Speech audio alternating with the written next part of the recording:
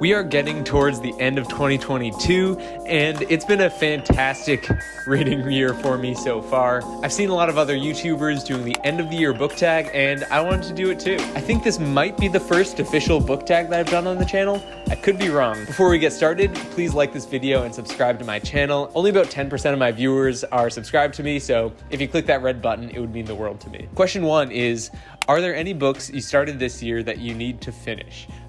So I guess that would be my current reads. Right now I'm working on We Ride Upon Styx by Quan Barry and The Battle of the Labyrinth by Rick Riordan. Funny enough, so I do have the physical copy of The Battle of the Labyrinth right here, but I'm listening to the audiobook through Libby, and I also have the ebook of We Ride Upon Styx from Libby. So I'm gonna have to finish those a lot faster than the end of the year. I have them each for 2 weeks. Fingers crossed I can finish them in that time, but those are the 2 books that I'm working on right now that I still need to finish. A version of this that would be more relevant to me is, what series do you still need to finish?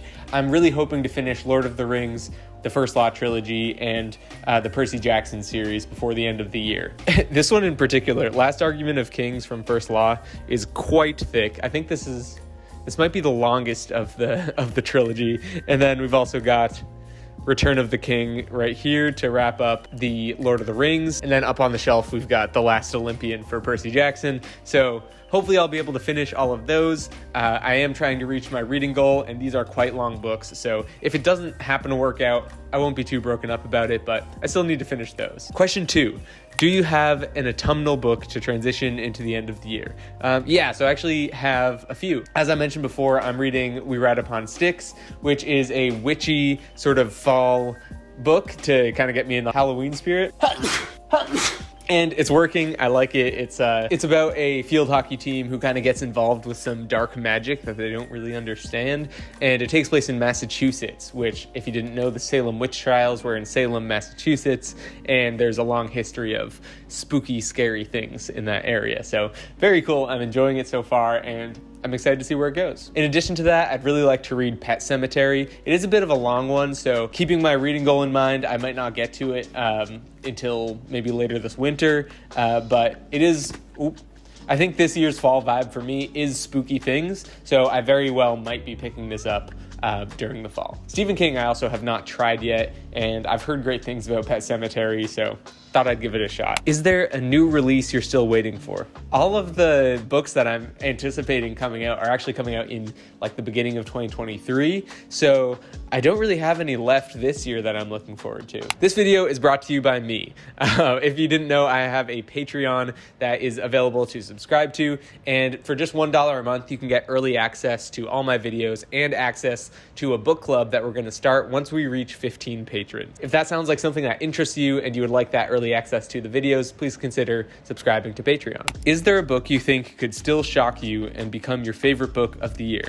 Yes, there are a few that I think have the potential to do this. The first one is Mort by Terry Pratchett.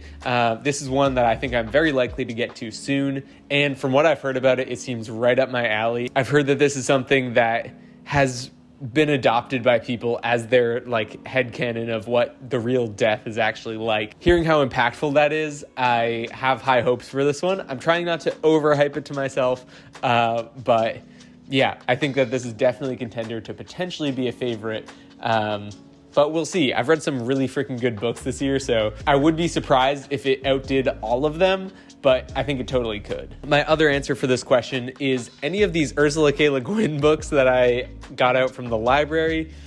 They're all due by the end of the semester, so like December 16th, I think, which means that if I want to read them, I got to read them soon. And knowing Ursula K. Le Guin, any of these could knock my socks off. Le Guin has become one of my favorite writers, and I've just loved all of her work that I've read so far. I don't have as solid of an idea about these books as I do about Mort. I haven't heard anyone else's thoughts on them yet. I think I would definitely be surprised if they outdid her other books that I read this year, but Le Guin consistently impresses me with her work, and I feel like every time I read her work, I walk away with new takeaways that I just didn't even see coming. So it is possible that some of them could bump up in the rankings. So the ones that I have out right now are Buffalo Gals, The Eye of the Heron, 4 Ways to Forgiveness, and The Beginning Place.